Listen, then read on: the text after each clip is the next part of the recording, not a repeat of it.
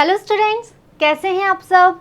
मैं नेहा राजवंशी स्वागत करती हूं आप सबका आज के हमारी इस इंग्लिश क्लास में। तो बच्चों, आज हम हमारी बुक का चैप्टर नंबर 14 पढ़ने वाले हैं, जिसका नाम है स्टीलिंग एंड एंटोनमेंट। तो बच्चों, पहले चैप्टर का नाम हम समझ लेते हैं। स्टीलिंग का मतलब क्या होता है? चोरी करना, कुछ भी चीज़ चुराना। एंड एंटोनमेंट मीन्स पश्चाताप। ओके, तो ये जो चैप्टर हम यहाँ पर पढ़ने वाले हैं बच्चों, ये जो मोहनदास करमचंद गांधी, जिन्हें हम बापू कहते हैं, जो कि हमारे राष्ट्रपिता हैं, इन्होंने अपनी आत्मकथा लिखी थी। इन्होंने अपनी एक ऑटोबायोग्राफी लिखी थी जिसका नाम है माय एक्सपेरिमेंट विद ट्रूथ। इसके बारे में हम सब ने सुना होगा, बहुत फेमस ऑटोबायोग्राफी है, बहुत फेमस ये आत्मकथा है इनकी। तो उसी आत्मकथा का एक भाग यहाँ हम इस चैप्टर में पढ़ने वाले हैं। तो बच्चों, यहाँ पे हम जानेंगे महात्मा गांधी के बचपन के बारे में, जो वो खुद बता रहे हैं कि जब वो छोटे थे, जब वो बच्चे थे, तो उस समय अपने जीवन की कुछ बातें वो हमें बताएंगे, जब उनको आदत थी किसकी? स्टीलिंग, चोरी करने की। लेकिन फाइनली कैसे उनको पश्चाताप होता है, कैसे उनको अपनी गलती का एहसास होता है कि चोरी करना अच्छी आदत नहीं है, और वो अपनी इस आदत को ना केवल छोड़ते हैं बल्कि उसके लिए वो पश्चाताप भी करते हैं। ठीक है, तो महात्मा गांधी की आत्मकथा का एक छोटा सा भाग हम यहाँ पढ़ने वाले हैं। तो चलिए स्टार्ट करते हैं chapter number 14, stealing and atonement. A relative and I became fond of smoking। तो बच्चों, यहाँ पर I कौन है? I है महात्मा गांधी, बिकॉज वो खुद अपनी लाइफ के बारे में लिख रहे हैं, खुद अपने बचपन के बारे में लिख रहे हैं। तो उन्होंने लिखा कि उनका कोई एक रिलेटिव था, कोई एक रिश्तेदार, कोई एक संबंधी था। ठीक है, वो और महात्मा गांधी खुद, वो दोनों क्या हो गए? वो दोनों फॉन्ड ऑफ का मतलब होता है बच्चों शौकीन। किसी चीज़ की हैबिट आपको अगर हो जाती है, किसी चीज़ का शौक अगर आपको है, तो इट मीन्स आप उसके फॉन्ड ऑफ हो। ओके, तो वो महात्मा गांधी और उनका एक रिलेटिव, एक रिश्तेदार जो था, वो दोनों शौकीन हो गए थे किस चीज़ के? स्मोकिंग यानी सिगरेट पीने के। तो ये तब की बात है जब वो छोटे थे, बिल्कुल ऐसा भी नहीं है कि बिल्कुल छोटे बच्चे थे, बट बचपन की वो बात बता रहे हैं कि वो उनको आदत हो गई थी, उनको शौक लग गया था सिगरेट पीने का।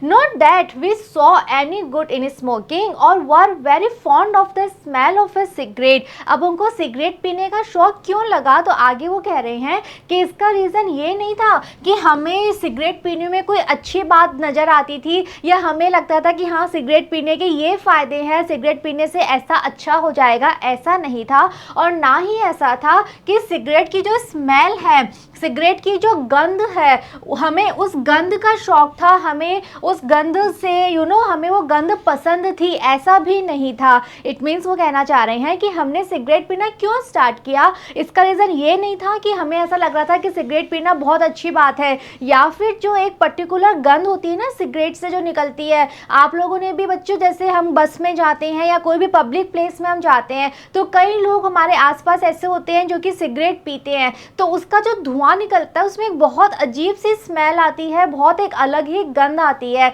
तो वो कह रहे हैं कि ऐसा भी नहीं था कि वो जो गंध आती है सिगरेट से, उस गंध को हम बहुत पसंद करते थे, हम शौकीन हो गए थे उस गंध के।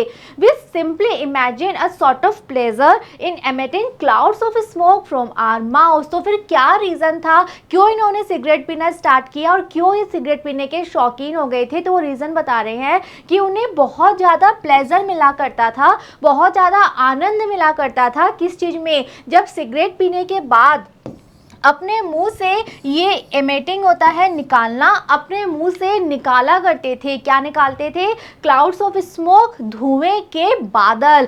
स्मोक कहते हैं धुआं, एंड क्लाउड हम सबको पता है बादल। तो बच्चों, जब ये सिगरेट पीते थे तो एक पर्टिकुलर स्टाइल से, एक विशेष स्टाइल से अपने मुंह से धुआं निकालते थे, जो कि बादल की तरह निकला करता था। तो वो इनको बहुत पसंद था, इनको लगता था कि हाँ कितनी अच्छी स्टाइल है, और सिर्फ इसी के चलते इन्होंने सिगरेट पीनी स्टार्ट कर दी थी। और इतना ज़्यादा इनको शौक हो गया था कि कह रहे हैं कि हम शौकीन हो गए थे सिगरेट के।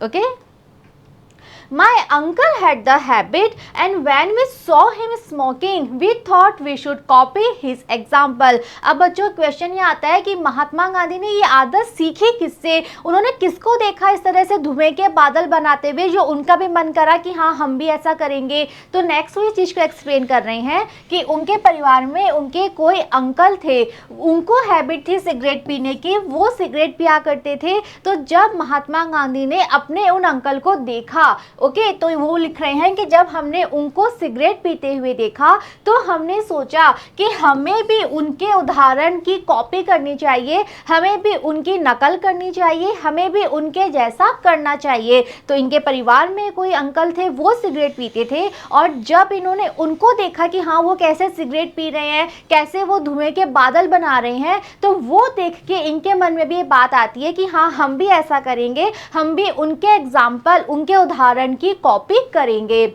But we had no money, लेकिन प्रॉब्लम क्या थी, सिगरेट पीने के लिए सिगरेट होनी भी तो चाहिए और आएगी कहाँ से, खरीदने के लिए पैसे चाहिए। तो वो लिख रहे हैं कि प्रॉब्लम ये थी कि हमारे पास पैसे नहीं थे, हम सिगरेट कैसे खरीद कर लाते, बिकॉज हमारे पास तो पैसे नहीं थे। So we began to collect stubs of cigarettes thrown away by my uncle. लेकिन बच्चों उस समय महात्मा गांधी के मन में सिगरेट पीने की जो इच्छा थी वो इतनी ज़्यादा थी वो कि वो कुछ भी कर सकते थे। तो पैसे तो नहीं है कि वो सिगरेट खरीद कर लाएं, लेकिन सिगरेट पीनी भी है, तो उसके लिए उन्होंने क्या सॉल्यूशन निकाला, उन्होंने क्या स्टार्ट कर दिया, स्टब्स कहते हैं बच्चों छोटे छोटे टुकड़े। तो जो इनके अंकल सिगरेट पिया करते थे तो सिगरेट पीने के बाद जो लास्ट में छोटे छोटे से टुकड़े बच जाते थे उन्हें वो फेंक दिया करते थे। तो महात्मा गांधी और उनके उस रिलेटिव ने क्या स्टार्ट करा, बिगेन का मतलब होता है प्रारंभ करना, शुरू करना। इन्होंने उन टुकड़ों को कलेक्ट करना, इकट्ठा करना स्टार्ट कर दिया जो कि इनके अंकल फेंक दिया करते थे। ओके, तो अंकल लास्ट में बचे हुए छोटे से टुकड़े जो बचते थे सिगरेट के उन्हें फेंक देते थे और महात्मा गांधी उन टुकड़ों को उठा लिया करते थे और उन्हीं टुकड़ों से वो अपना शौक पूरा कर लिया करते थे, उन्हीं टुकड़ों से वो सिगरेट पिया करते थे। The stubs, however, were not always available and could not emit much smoke either। लेकिन इसमें भी प्रॉब्लम थी, जो टुकड़े थे, जो स्टब्स थे, उससे थोड़ा बहुत काम तो चल जाता था, लेकिन वो स्टब्स हमेशा अवेलेबल नहीं होते थे। ऐसा नहीं है कि इनका मन कर रहा है कि हाँ सिगरेट पीनी है और जाके टुकड़ा उठा के ले आए, कभी कभार इनको टुकड़ा मिल जाता था, कभी कभार इनको वो स्टब्स मिल जाते थे, तो वो टुकड़े हर समय उपलब्ध नहीं थे। और सेकेंड चीज़ ये थी, ये प्रॉब्लम थी कि उन टुकड़ों से जब ये सिगरेट पीते थे तो इतनी अच्छी तरह से धुआं नहीं निकला करता था। और सिगरेट पीने का जो रीज़न था, जो कारण था, वो इनके लिए यही था कि इनको धुएं के बादल जो थे वो बनाने पसंद थे। लेकिन जब वो बचे हुए टुकड़े ये यूज़ करते थे सिगरेट पीने के लिए तो उससे इतना अच्छा धुआं नहीं निकला करता था, उससे इतने अच्छे धुएं के बादल नहीं बना करते थे। तो प्रॉब्लम अभी भी इनकी सॉल्व नहीं होती है। So we began to steal coins from the servant's pocket money in order to purchase Indian cigarettes. तो फाइनली इनको समझ में आता है कि इन टुकड़ों से काम नहीं चलेगा, हमें पूरी सिगरेट ही चाहिए, लेकिन पैसे नहीं है। तो इन्होंने क्या सॉल्यूशन निकाला, अब इन्होंने चोरी करना शुरू कर दिया। तो महात्मा गांधी लिख रहे हैं कि हमने कॉइन्स, हमने सिक्के चुराने शुरू कर दिए। और ये सिक्के चुराते कहाँ से थे, इनके घर में कोई सर्वेंट था, कोई नौकर था, उस नौकर की जो पॉकेट मनी थी, उस नौकर को जो पैसे मिला करते थे, उसके पैसों में से ये कॉइन्स यानी कि सिक्के चुरा लिया करते थे। क्यों, क्या करने के लिए, परचेज होता है खरीदना, खरीदने के लिए क्या चीज, इंडियन सिगरेट्स। इंडियन सिगरेट्स का मतलब होता है बच्चों बीड़ी जिसे हम कहते हैं। ओके, तो वो थोड़ी और सस्ती आती थी, तो वो खरीदने के लिए इन्होंने पैसे सर्वेंट की पॉकेट मनी से चुराने शुरू कर दिए। तो आप बच्चों देखिए महात्मा गांधी यहाँ पर हमें यही बात बताना चाह रहे हैं कि अगर हमारे अंदर कोई बैड हैबिट होती है, कोई बुरी आदत होती है, तो बच्चों वो हमें और बुराई की तरफ ले जाती है। एक बुरी आदत की वजह से हमारे अंदर बहुत सारी बुरी आदतें हो जाती हैं। तो सबसे पहले महात्मा गांधी के अंदर बुरी आदत क्या हुई कि उनको सिगरेट पीने का शौक लग गया। ओके, इस बुरी आदत को पूरा करने के लिए उन्होंने चोरी करना शुरू कर दिया, जो कि एक और बुरी आदत है। तो महात्मा गांधी अपने बारे में बता रहे हैं, अपने बचपन के बारे में बताते हुए वो हम सबको ये मैसेज देना चाहते हैं एक्चुअली कि अपने अंदर बुराई बिल्कुल मत रखो, एक भी बुरी आदत अपने अंदर डेवलप मत करो, बिकॉज एक बुरी आदत आपको और भी बुराई के रास्ते पर आगे ले जाएगी। तो अब महात्मा गांधी ने चोरी करनी शुरू कर दी थी अपने सिगरेट के शौक को पूरा करने के लिए। वो सर्वेंट की पॉकेट मनी से कॉइन्स चुराते थे ताकि वो इंडियन सिगरेट्स खरीद पाए। Okay. In the meantime, we heard that the stalks of a certain plant were porous and could be smoked like cigarettes। तो इस तरह से इनका काम चल रहा था, सर्वेंट के कॉइन से चुरा लिया करते थे और किसी को अभी तक पता नहीं था, सर्वेंट को भी शायद आइडिया नहीं था कि उसके कॉइन्स इस तरह से चोरी हो रहे हैं और किसी को इस बात का पता नहीं चला, तो उनका काम चलता रहा। और इन द मेन टाइम, इसी दौरान क्या होता है, इनको पता चलता है, ये सुनते हैं कि एक पर्टिकुलर प्लांट होता है, एक कोई निश्चित पौधा होता है और उस पौधे की जो स्टॉक्स होती हैं, उस पौधे की जो डंडियां होती हैं, जो डंठल होती है, वो पोरस होती है। पोरस किसे कहते हैं बच्चों? पोरस का मतलब है छेद वाली, यानी कि एक पर्टिकुलर प्लांट है, पौधा है, उसकी जो डंठल होती है ना, डंडी, उसमें जगह जगह छेद होते हैं, उसमें बहुत सारे छेद होते हैं और इसीलिए उस पौधे को यूज़ किया जा सकता है। कैसे? सिगरेट पीने जैसे, बिकॉज उसकी जो डंडी है आप उसको लो और उसमें छेद है तो आप उसको यूज़ करो बिल्कुल वैसे जैसे कि आप सिगरेट को यूज़ करते हो। ये बात इनको कहीं से पता चलती है। We got them and began this kind of smoking. तो ये पता चलते ही महात्मा गांधी और उनके वो रिलेटिव जो साथ में स्मोकिंग किया करते थे, सिगरेट पिया करते थे, ये दोनों उस प्लांट को, उस पौधे को प्राप्त कर लेते हैं, उस पौधे की डंडी ले आते हैं और फिर उस तरह से ये सिगरेट पीना स्टार्ट कर देते हैं। उस पौधे की डंडी से अब ये सिगरेट पीना स्टार्ट कर देते हैं। But we were far from being satisfied with such things as these। तो अभी उस पौधे की डंडी का यूज़ कर रहे थे, लेकिन अभी कह रहे हैं कि अभी भी हम सेटिस्फाइड नहीं थे, हम संतुष्ट नहीं थे। हमारे अंदर बहुत सारी चीज़ें ऐसी चल रही थी हमारे मस्तिष्क में, हमारे दिल में, कि हमारे मन में संतुष्टि बिल्कुल भी नहीं था, संतोष बिल्कुल भी नहीं था। क्यों संतुष्ट नहीं थे ये तो उस बात को ये आगे एक्सप्लेन कर रहे हैं। Our want of independence began to upset us। तो बच्चों अब इनके मन में क्या विचार आने लग गया था, इनको अपने जीवन में इंडिपेंडेंस चाहिए था, आज़ादी चाहिए थी। और ये जो आज़ादी की वांट ऑफ कहते हैं, इच्छा या चाहत, तो अपने जीवन में आज़ादी की जो इच्छा थी, ये इच्छा जो थी इस वजह से अभी बहुत ज़्यादा अपसेट यानी कि उदास या परेशान रहने लग गए थे। तो बच्चों यहाँ पे आज़ादी का मतलब देश की आज़ादी नहीं है, बट महात्मा गांधी अपने जीवन में मिलने वाली आज़ादी की बात कर रहे थे। उनका कहने का मतलब था कि हमें अब ऐसा जीवन चाहिए था जहां हम जो मन हो वो कर पाए, हमें किसी से पूछना ना पड़े, हमें बड़ों की परमिशन ना लेनी पड़े कि ना मम्मी हम ये कर लें क्या, पापा हम वहाँ चले जाएं क्या, कोई हमें रोके ना, कोई हमें टोके ना, जो हमारा मन हो हम वो करें। तो इस तरह का जीवन अब महात्मा गांधी को चाहिए था।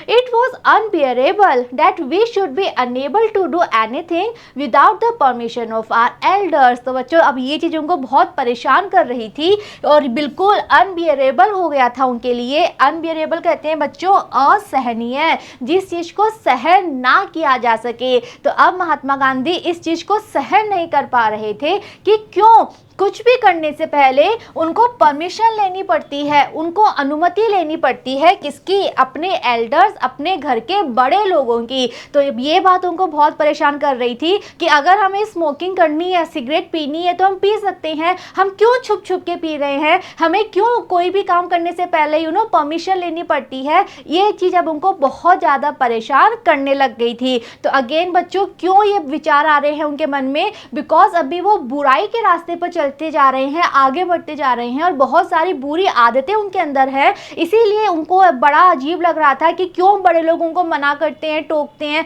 वो जो चाहे वो क्यों नहीं कर सकते। और इसी चीज़ से वो बहुत ज़्यादा परेशान होने लग गए थे।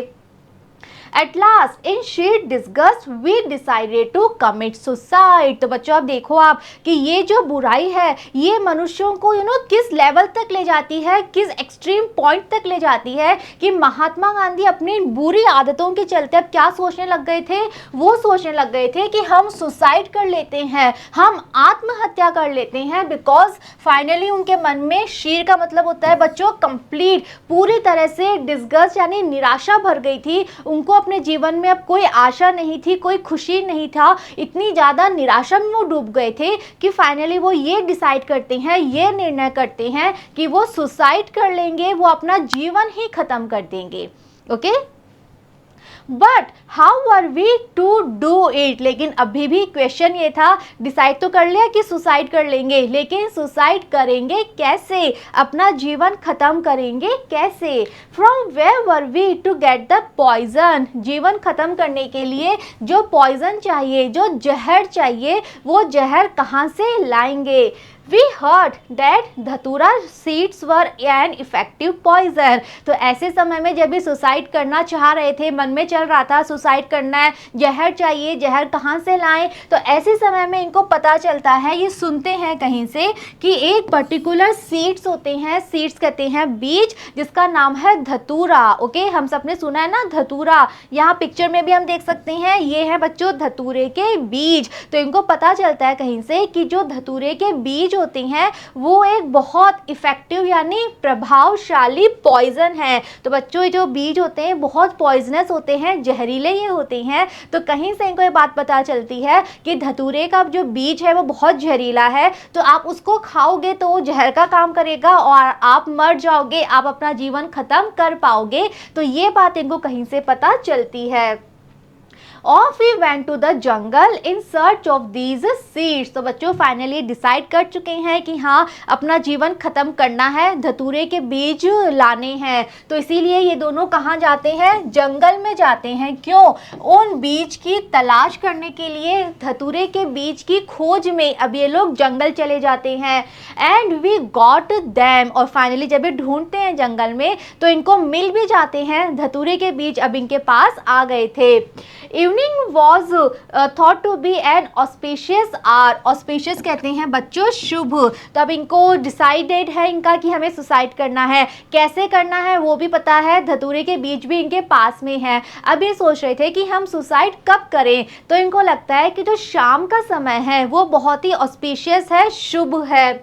We went to केदारजी मंदिर, put ghee in the temple lamp, had the darshan and then looked for a lonely corner। तो बच्चों अभी सुसाइड करने के लिए घर से निकल चुके हैं। सबसे पहले ये एक मंदिर जाते हैं जो था केदारजी मंदिर, वहाँ ये जाते हैं। वहाँ पे जो लैम्प, जो दिया जलता है मंदिर में, उस दिए में ये घी डालते हैं। हैड द दर्शन, उसके बाद मंदिर में दर्शन करते हैं। And then looked for a lonely corner, और उसके बाद ये लोग तलाश करते हैं कि आसपास कहीं लोनली यानी एकांत या सुनसान सा कोना मिल जाए, तो वहाँ जाने की ये तलाश करते हैं। क्यों, बिकॉज ये चाह रहे थे कि कहीं सुनसान से कोने में हम जाएं और धतूरे के बीज खा लें और हम सुसाइड कर लें।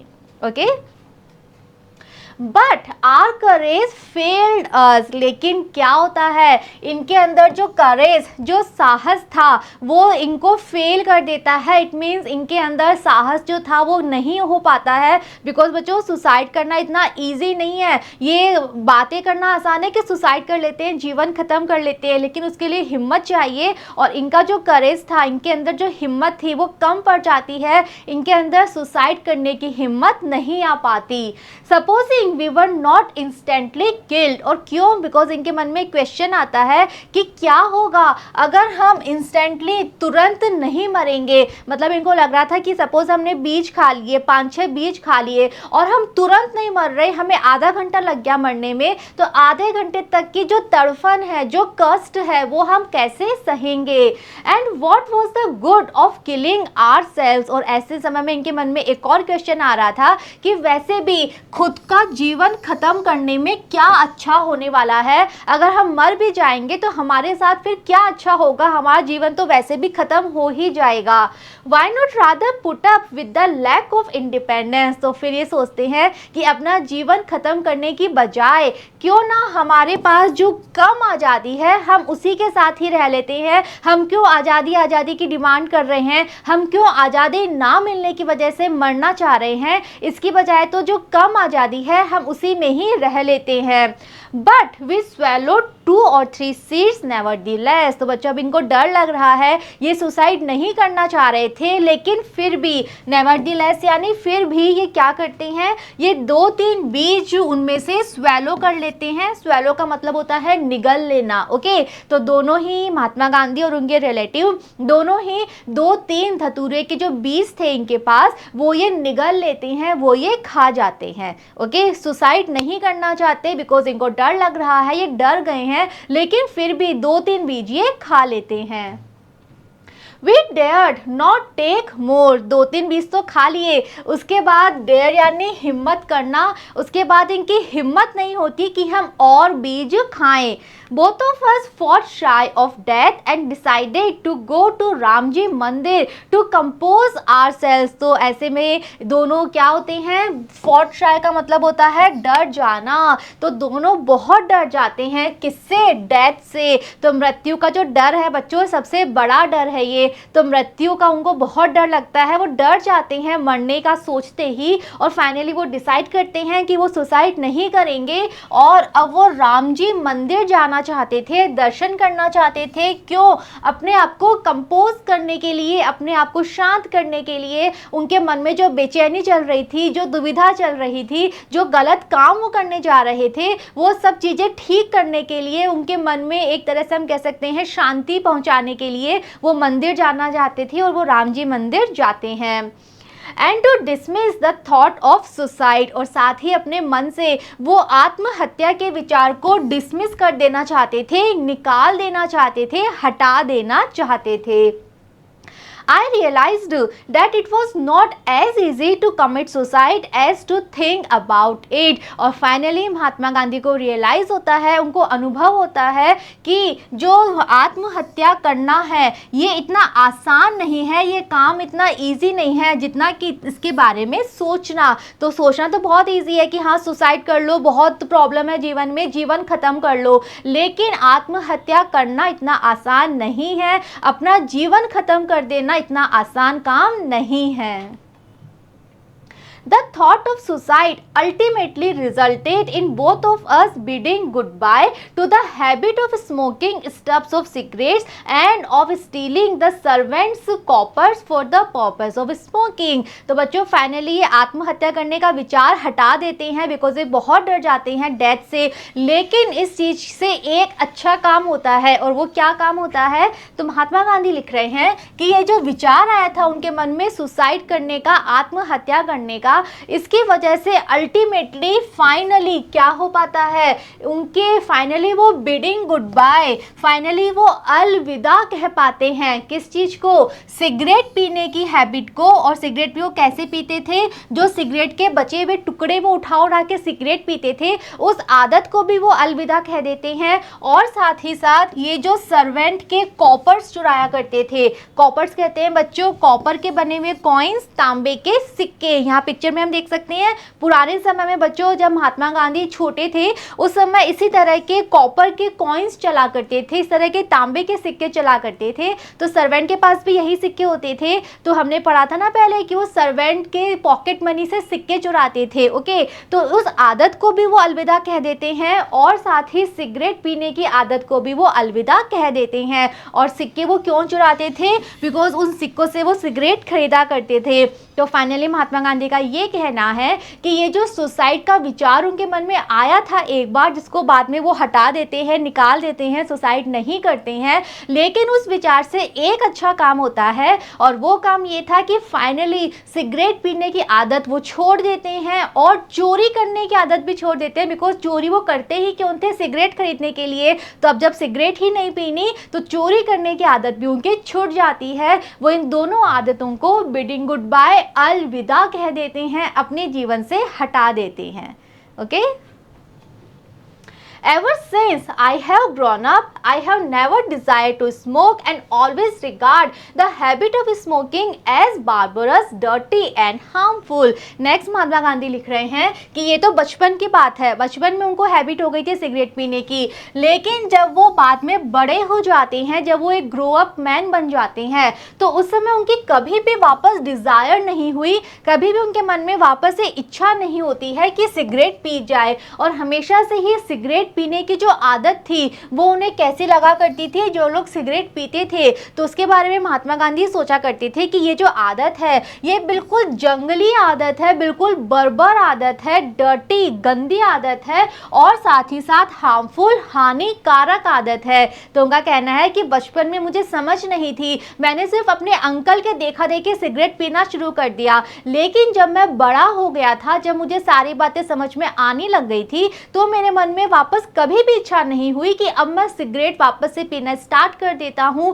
और जो लोग सिगरेट पीते थे, जिन लोगों को ये आदत थी, उनके बारे में महात्मा गांधी को लगता था कि ये आदत बहुत ही बार्बरस है, बिल्कुल जंगली लोगों की आदत होती है, ये तो बहुत ही गंदी आदत है और इससे साथ ही साथ बहुत हानि भी होती है, ये एक हानिकारक आदत है। I have never understood why there is such a race for smoking throughout the world। और नेक्स्ट वो कह रहे हैं कि ये बात उनको कभी समझ में नहीं आई कि पूरे विश्व में जो लोग हैं वो क्यों सिगरेट पीने के पीछे पड़े हैं, क्यों इस आदत के पीछे पड़े हैं, जबकि ये तो बहुत ही गंदी आदत है, बहुत ही हानिकारक आदत है। I cannot bear to travel in a compartment full of people smoking। और फिर महात्मा गांधी के मन में सिगरेट पीने की आदत को लेकर इतनी नफरत हो गई थी कि जो स्मेल होती है सिगरेट की ये भी उनको बर्दाश्त नहीं होती थी। तो वो लिख रहे हैं कि जब कभी भी उनको ट्रैवल करना पड़ रहा था, यात्रा करनी पड़ती थी एक ऐसे कंपार्टमेंट में, कंपार्टमेंट हम सब जानते हैं, जब हम ट्रेन में ट्रैवल करते हैं तो ट्रेन में अलग अलग कंपार्टमेंट होते हैं ना, अलग अलग बोगी बनी हुई होती हैं। तो अगर कोई कंपार्टमेंट ऐसे लोगों से फुल हो, ऐसे लोगों से भरा हुआ हो जहां पर लोग स्मोकिंग कर रहे हैं, सिगरेट पी रहे हैं, तो महात्मा गांधी उस कंपार्टमेंट में यात्रा नहीं कर सकते थे, वो सहन नहीं कर सकते थे उस कंपार्टमेंट में यात्रा करना। क्यों?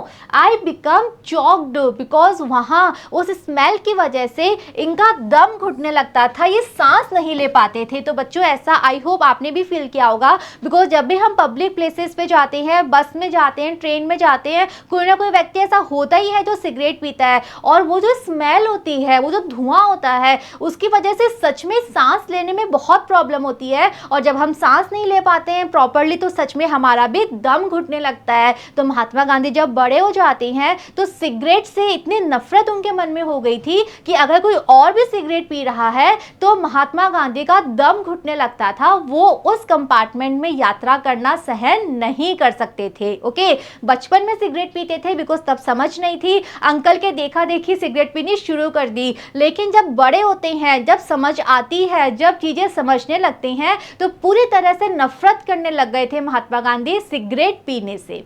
Okay, But much more serious than this was the theft I was guilty of a little later। अब बच्चों महात्मा गांधी नेक्स्ट बात पे आ रहे हैं। अब वो लिख रहे हैं कि ये जो बचपन की घटना थी कि कैसे मैं चोरी करता था, कैसे मैं सिगरेट पीता था, इससे भी ज़्यादा सीरियस, इससे भी ज़्यादा गंभीर एक बात थी मेरे जीवन में, और मैंने इसके लिए भी एक थेफ्ट यानी चोरी की थी जिसका मैं गिल्टी था, जिसका मैं अपराधी था। और ये घटना जीवन में कब घटती है? अ लिटिल लेटर, थोड़े समय के बाद। तो ये जो घटना थी कि कैसे बचपन में चोरी कर करके सिगरेट खरीदा करते थे, बाद में एक और घटना घटती है जो और भी ज़्यादा सीरियस थी, और उस समय भी महात्मा गांधी एक चोरी करते हैं जिसके वो अपराधी थे। क्या थी वो घटना, क्या चोरी उन्होंने की थी, उसके बारे में उन्होंने आगे लिखा है। I stole the coins when I was 12 or 13, possibly less। तो बच्चों अब जब महात्मा गांधी 12 या 13 साल के थे, या हो सकता है इससे भी कम एज के थे, तब उन्होंने क्या किया था? कॉइन्स चुराए थे, सिक्के चुराए थे। The other theft was committed when I was 15। और ये जो दूसरी वाली चोरी है ये उन्होंने कब की थी? जब वो 15 साल के हो गए थे। तो जब वो 15 साल के थे तब वो ये चोरी करते हैं। In this case this I stole a bit of gold out of my brother's armlet. और इस समय क्या चोरी करती हैं, अब इन्होंने क्या चुराया, इन्होंने अ बिट ऑफ गोल्ड यानी थोड़ा सा सोना, सोने का एक टुकड़ा इन्होंने चुराया। कहाँ से, इनके कोई भाई थे, उन भाई की आमलेट से। आमलेट कहते हैं बच्चों जो हाथ में पहनते हैं, जैसे यहाँ पे हम देख सकते हैं, जिसे हम ब्रेसलेट भी कहते हैं ना, जो हाथ में पहना जाने वाला हम कह सकते हैं कड़ा होता है। तो इस तरह का कोई आमलेट था इनके भाई के पास जो कि सोने का बना हुआ था। तो उस आमलेट में से इन्होंने थोड़ा सा सोने का टुकड़ा चुरा लिया था। कब, जब ये 15 साल के थे। This brother had run into a debt of about 25 rupees। अभी जो भाई है इनके, हुआ क्या था, इनके भाई के ऊपर डेप्ट कहते हैं बच्चों कर्जा या ऋण। तो इनके भाई के ऊपर ऋण हो गया था, कर्जा हो गया था। कितना, 25 रुपीज़ का, 25 रुपये का। तो बच्चों उस जमाने में तो 25 रुपये काफ़ी बड़ा अमाउंट हुआ करता था। तो किसी रीज़न से जो भाई हैं इनके महात्मा गांधी के, उनके ऊपर कर्जा हो गया था, 25 रुपये उनको चुकाने थे। ही had on his arm an armlet of solid gold। अब इन भाई के पास पैसे तो नहीं है, 25 रुपए तो नहीं थे चुकाने के लिए, लेकिन ये अपने हाथों में एक सोने का बना हुआ आमलेट पहना करते थे, एक सोने का बना हुआ कड़ा ये अपने हाथों में पहना करते थे। It was not difficult to clip a bit out of it। और वो जो सोने का कड़ा था उसमें से एक टुकड़ा काटना कठिन नहीं था, बिकॉज वो इस तरह की बनावट थी उसकी, जैसे कि यहाँ पिक्चर में भी हम देख सकते हैं। सपोज इसी तरह का वो कड़ा था, तो इसमें से अगर हम ये एक टुकड़ा हटा देंगे तो इतना डिफिकल्ट नहीं है, बिकॉज ये सारे टुकड़े जो है आपस में ज्वाइन करके एक कड़ा बना है। तो एक टुकड़ा अगर हम हटा देंगे, निकाल देंगे तो इतनी प्रॉब्लम नहीं होने वाली है। तो महात्मा गांधी का कहना है कि उस आमलेट में से एक टुकड़ा काटना मुश्किल नहीं था। Well it was done. Next वो कह रहे हैं कि और फाइनली ऐसा किया गया, उस आमलेट में से एक सोने का टुकड़ा काट दिया गया एंड द डेप्ट क्लियर्ड। और फिर जो कर्जा था उनके ऊपर 25 रुपयों का, वो कर्जा चुका दिया जाता है।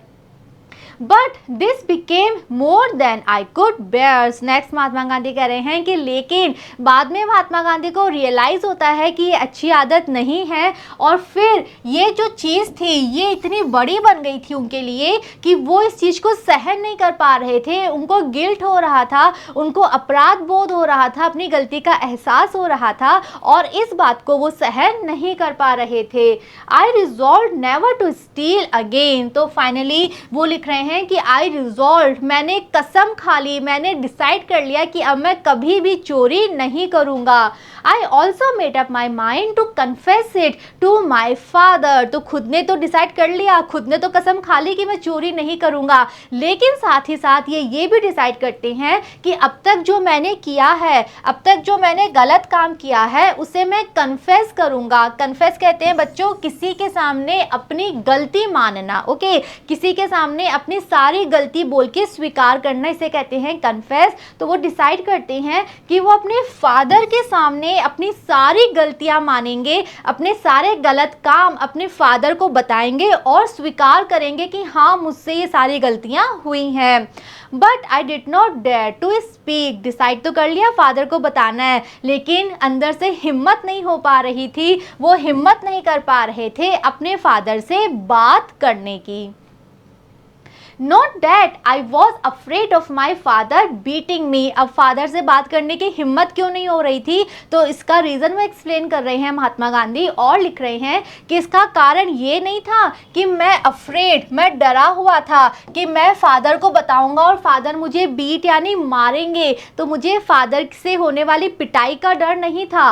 No, I do not recall his ever having beaten any of us. और क्यों उनके मन में पिटाई का डर नहीं था कि फादर मारेंगे मुझे, बिकॉज वो कह रहे हैं कि उनको याद नहीं आता कि उनके फादर ने कभी भी किसी बच्चे को मारा हो। तो कह रहे हैं कि मेरी हिम्मत नहीं हो रही थी कि फादर के सामने जाके मैं अपनी सारी गलतियां कैसे बताऊं। बताना चाहता था, निर्णय कर लिया था कि बताऊंगा फादर को, लेकिन कैसे बताऊं, हिम्मत नहीं थी। हिम्मत ना होने का रीज़न ये नहीं था कि मन में ये डर था कि मैं बताऊंगा और पिता मुझे मारेंगे, और ऐसा क्यों था उनके मन में, बिकॉज फादर ने आज आज तक कभी किसी बच्चे को नहीं मारा था। I was afraid of the pain that I should cause him. तो फिर क्यों हिम्मत नहीं कर पा रहे थे? बिकॉज वो बता रहे हैं कि उनको डर था कि जब मैं ये बात फादर को बताऊंगा तो इसकी वजह से उन्हें कितना पेन होगा, उन्हें कितना दुख होगा कि मेरा बेटा क्या क्या कर रहा है अपने जीवन में, चोरी कर रहा है, सिगरेट पी रहा है, कैसे कैसे काम इसने अब तक किए हैं, तो उनको कितना दुख होगा, इस बात का डर था महात्मा गांधी को। But I felt that the risk should be taken, that there could not be a cleansing without a confession। लेकिन बहुत सोचने विचारने के बाद महात्मा गांधी ये बात सोचते हैं कि ये जो रिस्क है ये तो लेना ही पड़ेगा, ये खतरा तो उठाना ही पड़ेगा। हाँ, फादर को दुख होगा, बहुत दुख होगा, लेकिन ये खतरा, ये दुख तो उनको देना ही पड़ेगा, कन्फेशन करना ही पड़ेगा। बिकॉज बिना कन्फेशन के, बिना अपनी गलती स्वीकारे किसी के सामने कोई भी व्यक्ति पूरी तरह से अपने आप को शुद्ध नहीं कर सकता। बिकॉज आपने ये तो डिसाइड कर लिया आप आगे से गलती नहीं करोगे, लेकिन जो गलती आपने अब तक करी है उसका प्रायश्चित कैसे होगा? उसका प्रायश्चित तभी होगा जब आप किसी के सामने अपनी सारे गलत काम, अपनी सारी गलतियां स्वीकार करोगे। तो महात्मा गांधी पूरी तरह से प्रायश्चित करना चाहते थे, इसीलिए वो डिसाइड करते हैं कि चाहे फादर को कितना भी दुख हो, चाहे वो कितने भी दुख में हो, लेकिन उनको अपनी सारी गलतियां बतानी ही पड़ेंगी, कन्फेशन करना ही पड़ेगा। I decided at last to write out the confession। तो बच्चों अभी भी डायरेक्ट बात करने की हिम्मत नहीं थी महात्मा गांधी में, तो वो डिसाइड करते हैं कि डायरेक्ट बात नहीं कर पाऊंगा तो क्या करूंगा, एक लेटर लिख दूंगा, एक पेपर पे सारी बातें लिखकर दे दूंगा to submit to my father. तो डिसाइड करते हैं एक पेपर पे सारी बातें लिखूंगा और उसको अपने फादर को सबमिट कर दूंगा, दे दूंगा। And ask for his forgiveness. और फिर फादर से कहूंगा कि वो मुझे माफ़ी दे दे, वो मेरी सारी गलतियों के लिए मुझे माफ़ कर दे। I wrote it on a slip of paper and handed it to him myself। तो फाइनली डिसाइड कर लिया है, तो उसी के अकॉर्डिंग महात्मा गांधी एक पेपर लेते हैं, एक स्लिप ऑफ पेपर, पेपर का टुकड़ा, उस पर वो सारी बातें लिख देते हैं, अपने सारी गलत आदतें, बुरी आदतें, जो उन्होंने गलत काम किए हैं वो सब लिख देते हैं। और फिर माइसेल्फ यानी खुद जाकर वो पेपर अपने फादर को दे देते हैं। In this, not only did I confess my guilt, but I asked adequate punishment for it। तो इस लेटर में उन्होंने क्या क्या लिखा, तो कह रहे हैं कि मैंने ना सिर्फ अपने गिल्ट के बारे में, अपनी सारी गलतियों के बारे में लिखा, पर मैंने उनसे ये भी कहा कि वो मुझे पनिशमेंट, सज़ा दे सकते हैं। कैसी सज़ा? एडिक्वेट कहते हैं उचित। तो उन्होंने पहले अपनी सारी गलतियां लिखी, साथ में ये भी लिखा कि फादर जो चाहे उचित सज़ा वो दे सकते हैं। And close with a request to him not to punish himself for my offence. और साथ ही साथ वो अपना लेटर क्लोज करते हैं, लेटर वो एंड करते हैं एक रिक्वेस्ट, एक निवेदन के साथ। क्या निवेदन उन्होंने किया अपने फादर से? उन्होंने अपने फादर से रिक्वेस्ट की कि अपनी गलती के लिए, ऑफेंस कहते हैं गलती, गलत काम, उन्होंने कहा मेरी गलती के लिए आप अपने आप को पनिश मत करना, आप अपने आप को सजा मत देना, बल्कि आप मुझे सजा दो, जो चाहे सजा आप मुझे दे सकते हो। ये सारे मैंने गलतियां की हैं, गलत काम किए हैं, इसके लिए आप जो चाहे मुझे सजा दे सकते हो, लेकिन ये रिक्वेस्ट है कि आप अपने आप को सजा मत देना, आप अपने आप को कष्ट मत देना। I also pledge myself never to steal in future। और साथ ही साथ ये खुद कसम खाते हैं, प्लेज यानी कसम लेना, शपथ लेना, तो खुद भी ये कसम खाते हैं कि भविष्य में कभी भी चोरी नहीं करेंगे। I was trembling as I handed the confession to my father। अब बच्चों फाइनली इन्होंने पेपर पे सब कुछ लिख लिया है, लेटर के फॉर्म में इन्होंने लिख लिया अपने फादर के लिए, और फादर को ये देने जा रहे थे। तो जब भी अपने फादर को अपना कन्फेशन दे रहे थे, उस समय इनका कहना है कि ये ट्रेम्बल, कांप रहे थे, इनको बहुत डर लग रहा था, और एक कांपते हुए हाथों से इन्होंने वो कन्फेशन दिया। He was then confined to bed। और उस समय रात हो रही थी, रात का समय था, और जो इनके फादर थे वो अपने बेड पर जहाँ वो सोया करते थे वहाँ पर वो लेट रहे थे। His bed was a plain wooden plank. अब इनके फादर का जो बेड था वो कैसा था, वो एक प्लेन लकड़ी का बना हुआ प्लैंक था। यहाँ बच्चों पिक्चर में हम देख सकते हैं ना, बिल्कुल प्लेन लकड़ी का बना हुआ इस तरह से, एक तरह प्लैंक होता है लकड़ी का टुकड़ा, लकड़ी की स्लैब, ओके। तो इस तरह से प्लेन लकड़ी का पट्टा रखा हुआ उनका बेड था। I handed him the note and sat opposite the plank। तो फाइनली महात्मा गांधी वो लेटर, वो नोट अपने फादर को दे देते हैं और उस बेड के ऑपोजिट होकर बैठ जाते हैं, वेट करते हैं कि फादर पढ़ेंगे और क्या बोलेंगे उसका वो वेट करते हैं। He read it through and tears trickled down his cheeks। तो बच्चों अब जो फादर हैं वो उस लेटर को पढ़ रहे हैं, जो जो महात्मा गांधी ने लिखा है उसमें अपने सारे कन्फेशन, सारे गलत काम वो सब फादर ने पढ़े। और पढ़ते पढ़ते उनकी आंखों से टीयर्स, आंसू आने लग गए थे और आंसू बहकर कहाँ तक आ रहे थे, चीक्स, गालों तक आ रहे थे। वेटिंग द पेपर, और गालों से भी नीचे टपक रहे थे आंसू, और हाथों में पेपर है, पेपर पढ़ रहे हैं। तो फाइनली कहाँ जा रहे थे, पेपर पर जा रहे थे, और उसकी वजह से जो पेपर था वो वेट यानी गीला हो रहा था। For a moment he closed his eyes in thought and then tore up the note। और जब उन्होंने पूरा पढ़ लिया लेटर, उसके बाद थोड़ी देर के लिए फादर क्या करते हैं, अपनी आंखें बंद कर लेते हैं, आंखें बंद करके कुछ विचार करते हैं और फाइनली उस लेटर, उस नोट को वो टोर कर देते हैं, फाड़ देते हैं। He had set up to read it, he laid down again। तो जो फादर है वो पहले बैठे थे उस लेटर को पढ़ने के लिए, लेकिन अब जब उन्होंने लेटर पढ़ लिया अब वो वापस से अपने पलंग पर लेट जाते हैं। I also cried। तो अब जो महात्मा गांधी है वो देख रहे हैं कि फादर कितने दुखी हैं, वो रो रहे थे, तो जो महात्मा गांधी हैं वो भी रोने लगते हैं। I could see my father's agony because Mahatma Gandhi देख पा रहे थे कि उनके जो फादर हैं उनको कितना दर्द हो रहा था, उनको कितना दुख हो रहा था। इस बात की वजह से महात्मा गांधी भी रोने लगते हैं। If I were a painter, I could draw a picture of the whole scene today। महात्मा गांधी का कहना है कि वो जो सीन था कि कैसे मेरे फादर कितने दुखी होकर वहाँ लेटे हुए हैं और कैसे मैं वहाँ पर बैठा बैठा रो रहा था, तो ये जो सीन था, महात्मा गांधी का कहना है कि अगर मैं एक पेंटर होता, अगर मैं अच्छी पेंटिंग कर सकता तो उस पूरे सीन को मैं आज भी ड्रॉ कर सकता हूँ, आज भी एक पेपर पे मैं वो पूरा का पूरा सीन बना सकता हूँ। It is still so vivid in my mind because वो जो सीन है वो महात्मा गांधी आज तक नहीं भूले हैं, अपने पूरे जीवन में वो सीन को नहीं भूल पाए। तो उनका कहना है कि वो वाला सीन मेरे माइंड में आज भी विविड, आज भी बिल्कुल क्लियर, बिल्कुल स्पष्ट है मेरे माइंड में। तो अगर मैं एक पेंटर होता तो आज भी मैं उस सीन को पेपर पे ड्रॉ कर सकता, पेपर पे बना सकता। Those tears of love cleansed my heart। Next Mahatma Gandhi का कहना है कि वो जो आंसू थे, उन आंसुओं की वजह से, और बिकॉज वो आंसू किसके थे, प्यार के थे, तो उसकी वजह से फाइनली महात्मा गांधी का जो दिल है वो पूरी तरह से साफ हो जाता है।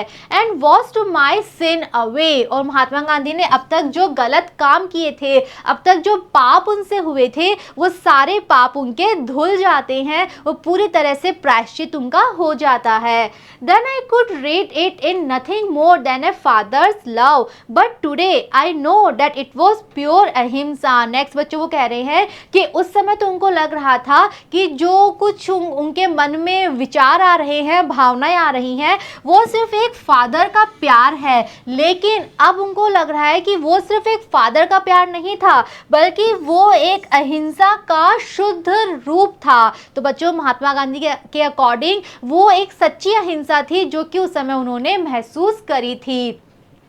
When there is such अहिंसा it changes everything it touches। तो बच्चों महात्मा गांधी का कहना है कि अगर पूरी तरह से अहिंसा कहीं होती है तो ऐसे में वो जिस चीज़ को टच करती है सब चीज़ें बदल जाती हैं, पूरी तरह से शुद्ध हो जाती हैं। There is no limit to its power because जो अहिंसा है वो बहुत ताकतवर होती है, बहुत शक्तिशाली होती है और उसकी ताकत की कोई लिमिट नहीं होती, कोई सीमा नहीं होती। This kind of sublime forgiveness was not natural to my father. Next वो कह रहे हैं कि ये जो सबलाइम फॉरगिवनेस थी, सबलाइम का मतलब होता है अति प्रशंसनीय, जिसकी हम जितनी तारीफ करें उतना कम है। तो इस तरह से जो महात्मा गांधी के फादर ने दया दिखाई थी, जिस तरह से उन्होंने महात्मा गांधी की गलती को माफ़ कर दिया था, ये जो उन्होंने प्रशंसनीय काम किया था, तो उनका कहना है कि मेरे फादर के लिए ये नेचुरल नहीं था। I have thought that he would be angry, say hard things and strike his forehead. Mahatma Gandhi का कहना है कि मेरे मन में ये चल रहा था कि जब मैं उनको लेटर दूंगा, जब वो सारी चीज़ें पढ़ेंगे, उसके बाद वो बहुत ज़्यादा गुस्सा होंगे।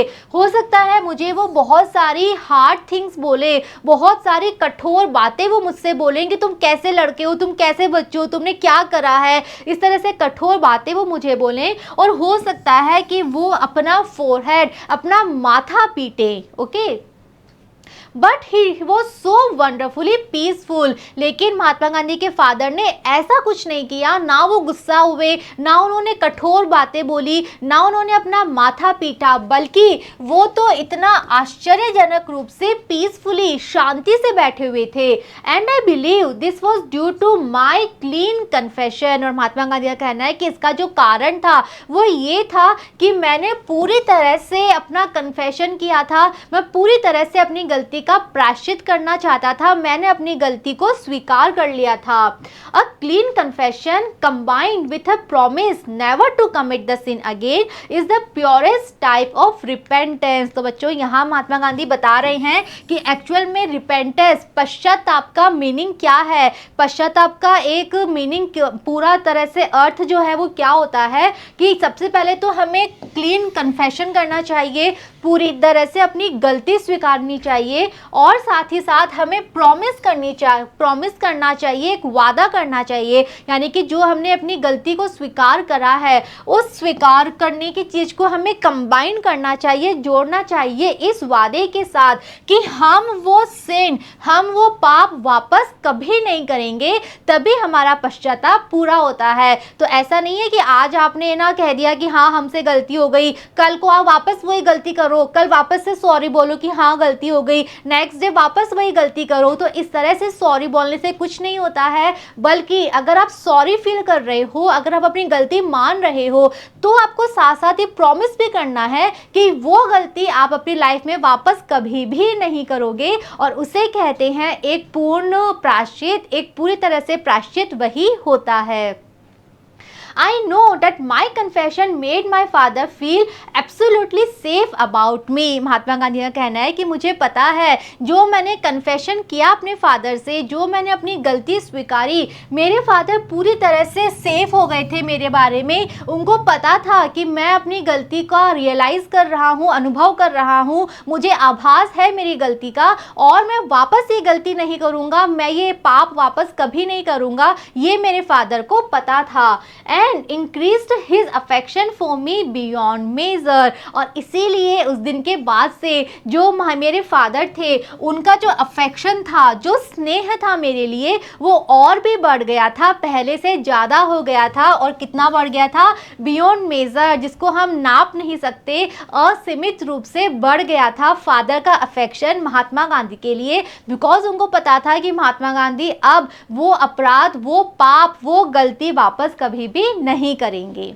ओके तो बच्चों, ये है महात्मा गांधी की एक आत्मकथा का एक छोटा सा पाठ जो हमने यहाँ इस चैप्टर में पढ़ा है। बहुत अच्छी बातें महात्मा गांधी ने लिखी हैं। हम सबको उन्होंने इस चैप्टर के थ्रू एक मैसेज दिया है कि कभी भी बुराई के रास्ते पे हमें नहीं चलना चाहिए, क्योंकि अगर हम एक गलत काम करेंगे तो वो हमसे आगे 10 गलत काम और करवाएगा। और जब कभी भी आपको रियलाइज होता है आपने गलती करी है, उसी समय आपको अपनी गलती को स्वीकार करना है और कसम लेनी है, ये इस चीज का प्रॉमिस करना है कि आप वो गलती वापस कभी भी नहीं करोगे। हमेशा हमें अपनी गलती मानने के लिए तैयार रहना चाहिए। गलती होती है सबसे, लेकिन वही व्यक्ति अच्छा कहलाता है जो फाइनली अपनी गलती को स्वीकार कर लेता है और वादा करता है कि ये गलती वो कभी भी रिपीट नहीं करेगा।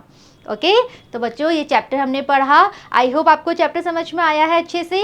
नेक्स्ट वीडियो में हम डिस्कस करेंगे कुछ इंपॉर्टेंट क्वेश्चंस जो बेस्ड है इसी चैप्टर पे। See you in the next video. Thank you.